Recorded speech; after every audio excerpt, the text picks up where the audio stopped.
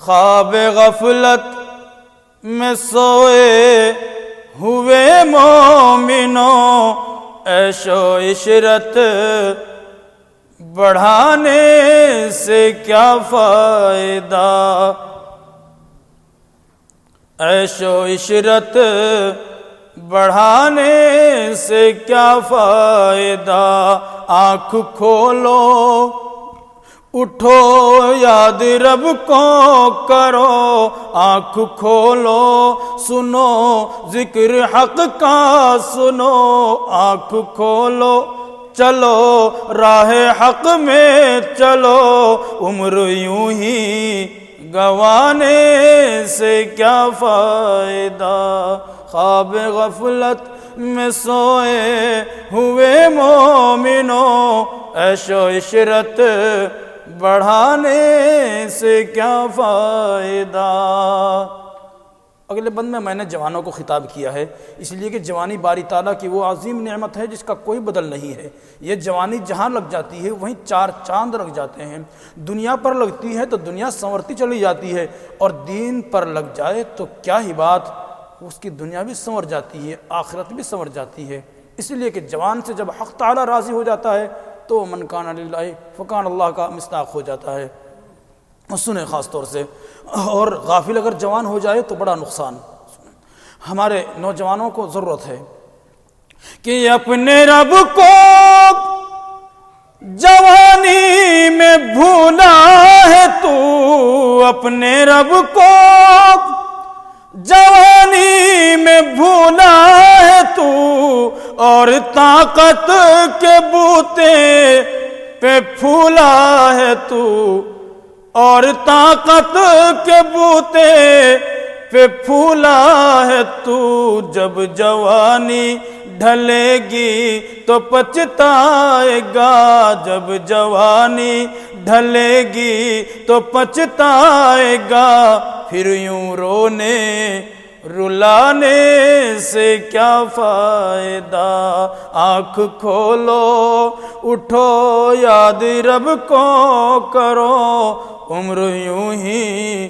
گنوانے سے کیا فائدہ۔ ایک شکایت عام طور سے ہمارے زبانوں پر ہوتی ہے، اس کا میں نے تجزیہ کیا ہے، میں تفصیل میں جاننا نہیں چاہوں گا، لیکن اتنا یاد رہے کہ باری تعالیٰ نے فرعون ذی الاوتاد فرمایا، ان کے ظلم و ستم کے تذکرے قرآن مجید میں اللہ تعالیٰ نے فرمائے، لیکن ظلم و ستم کی جو وارداتیں ہیں وہ دیر پا نہیں ہوتی، حق تعالیٰ اس کو جلد ہی گلا کامہ کر دیتا ہے۔ لیکن یہ ہوتا ہے کیوں؟ یہ ہوتا ہے اصل میں بدعمالیوں کی پاداش میں۔ میں نے اس ایک بند ترتیب دیا، سنیں آپ۔ تھا حکومت کا فرعون کو بھی نشہ، تھا حکومت کا فرعون کو بھی نشہ، ظلم پر ظلم خلقت پہ کرتا رہا، ظلم پر ظلم خلقت پہ کرتا رہا، جب سمندر میں ڈوبا تو کہنے لگا، جب سمندر میں ڈوبا تو کہنے لگا، اس حکومت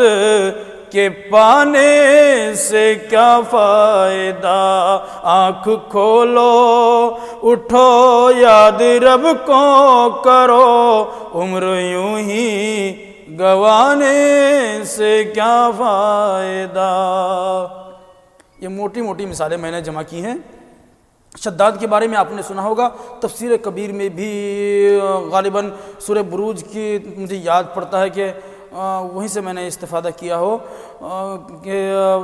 شداد نے ایک جنت، خیالی جنت تعمیر کرانے کی سوچی اور تعمیر کرانے کا حکم دیا اپنے دوران حکمرانی میں۔ جب وہ جنت، اس کی خیالی جنت مکمل ہونے کو آئی، اس کی تعمیر پوری ہونے کے لیے آئی، تو باری تعالیٰ نے ملک الموت کو حکم دے دیا کہ جاؤ نکالو جان شداد کی۔ اب وہ اپنی بنائی ہوئی جنت کے دیدار کرنے کے لیے جا رہا ہے، ادھر ملک الموت آ گئے، وہ اپنی بنائی ہوئی جنت کے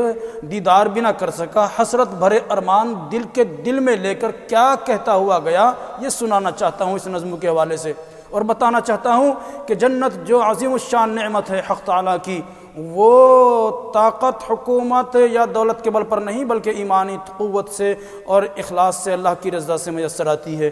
اس جنت کے لیے ہمیں تیاری کرنی ہے۔ بہرحال سنو یہ عبرت کا واقعہ کہ کتنا مشہور قصہ ہے شداد کا، کتنا مشہور قصہ ہے شداد کا، روح جب اس کے تن سے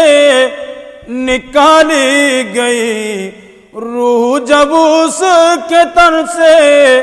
نکالی گئی، مرتا مرتا بھی لوگوں سے کہتا گیا، مرتا مرتا بھی لوگوں سے کہتا گیا، ایسی جنت بنانے سے کیا فائدہ، آنکھ کھولو اٹھو یاد رب کو کرو، عمر یوں ہی گنوانے سے کیا فائدہ۔ اور یہ بند بھی قابل توجہ ہے، اس لیے کہ ہم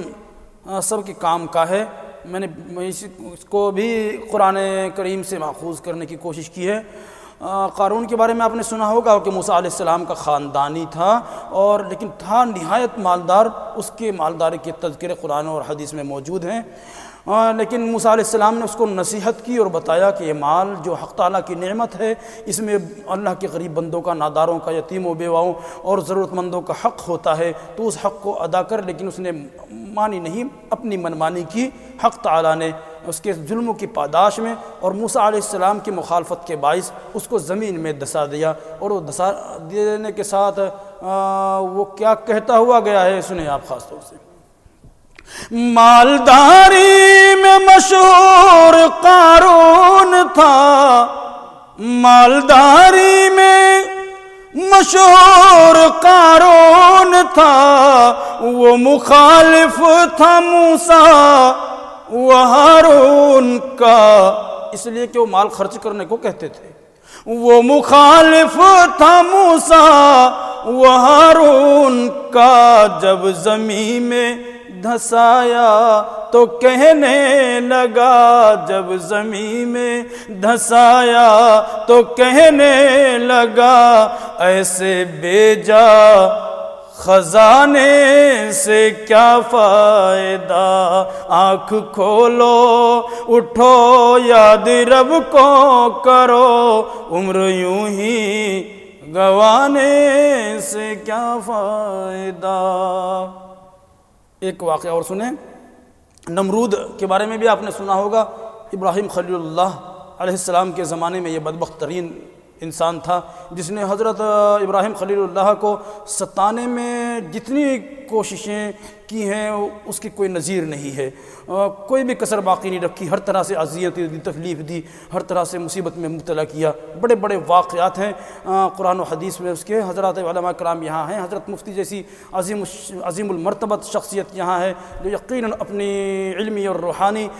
فیضان سے آپ کو مستفید یقیناً کرتے ہوں گے۔ اس لیے تمہید قائم کرنا میں سمجھتا ہوں میرے لیے یہ چھوٹا منہ بڑی بات ہی کے مترادف ہو سکتے ہیں، اس سے زیادہ کچھ نہیں۔ تو اس لیے سنیے آپ یہ کہ قابل ذکر قصہ ہے نمرود کا، قابل ذکر قصہ ہے نمرود کا، وہ بھی انکار کرتا تھا معبود کا، وہ بھی انکار کرتا تھا معبود کا، اس کا مغز ایک مچھر نے کھا کر کہا، اس کا مغز ایک مچھر نے کھا کر کہا، یوں بڑائی جتانے سے کیا فائدہ، آنکھ کھولو اٹھو یاد رب کو کرو، ذکر حق کا سنو، عمر یوں ہی گنوانے سے کیا فائدہ۔ اور یہ بند خاص طور سے اپنی بزرگوں کی دعا اور ان کی صحبت، ان کی نظر عنایت کے طفیل حق تعالیٰ نے مجھ سے کہلوا دیا۔ اس پر میں چاہتا ہوں کہ آپ میرے لیے دعا کریں، باری تعالیٰ مجھے اس پر مداومت عطا فرمائے، مجھے نہیں ہم سب کو عطا فرمائے۔ کہ اپنی شہرت، کسی کے پاس دولت ہے، کس کے پاس عزت ہے، کس کے پاس مرتبے عہدے ہیں، تو کس کے پاس شہرت ہے، میرا ان سب کو میں نے منطبق کیا کہ اپنی شہرت پہ محسن نہ تو یوں مچل، اپنی شہرت پہ محسن نہ تو یوں مچل، ایک دن آد بوچے گی تجھ کو اجل، ایک دن آد بوچے گی تجھ کو اجل، روح کو صاف کر نیک اعمال کر، نیک اعمال کر، روح کو صاف کر، صرف ظاہر بنانے سے کیا فائدہ، آنکھ کھولو اٹھو یاد رب کو کرو، عمر یوں ہی گوانے سے کیا فائدہ، خواب غفلت میں سوئے ہوئے مومنوں، عیش و عشرت بڑھانے سے کیا فائدہ۔